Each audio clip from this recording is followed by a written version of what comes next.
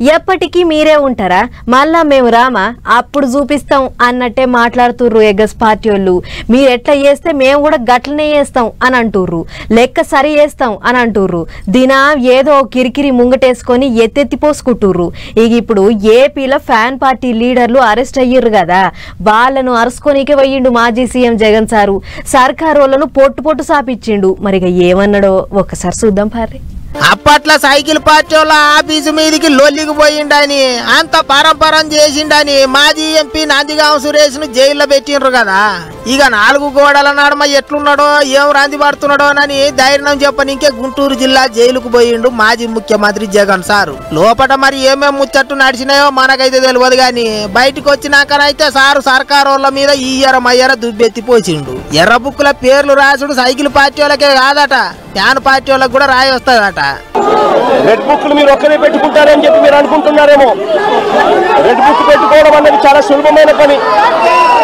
ఆ తర్వాత red book లో పెట్టిన పేర్లన్నీ తీసుకొని వాళ్ళని ఉడికించడము, వాళ్ళ ఇళ్లను ధ్వంసం చేయడము, వాళ్ళ ఆస్తులను ధ్వంసం చేయడము, వాళ్ళ మీద దొంగ కేసులు పెట్టడము, ఇదే ఒక పరిపాలన కింద ఇదే తప్పుడు సాంప్రదాయం ఒక సునామీ అవుతుంది. రేపొద్దున మీ నాయకులందరికీ కూడా ఇదే గతి పడుతుంది. ఇదే జైల్లోనే మీరంతా కూడా ఉంటారు.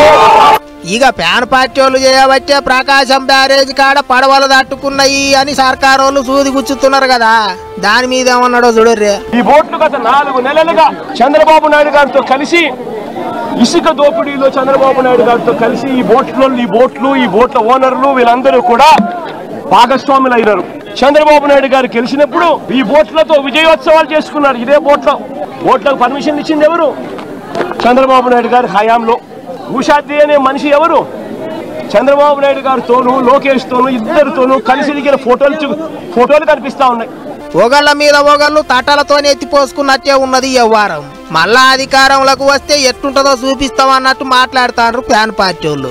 ఇది ఇట్లుంటే పాస్పోర్ట్ రెన్యువల్ చేయాలి అని జగన్ సార్ కోర్టుకి ఎక్కిండు కదా, హైకోర్టు దానికి పర్మిషన్లు ఇచ్చింది.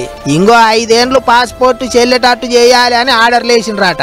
అంతేకాదు షరతులు పెట్టొద్దు అని అడిగితే గట్టెట్లయితది, షరతులు వర్తిస్తాయి, పూచికత్తు పెట్టాలి అని చెప్పిండ్రట కోర్టు సార్లు. ఇక సారుకు పాస్పోర్ట్ వస్తే ఇదివరకే అనుకున్నట్టు లండన్ పోయి వస్తాడు కావచ్చు అనుకుంటారు ఇప్పుడు చాలా మంది.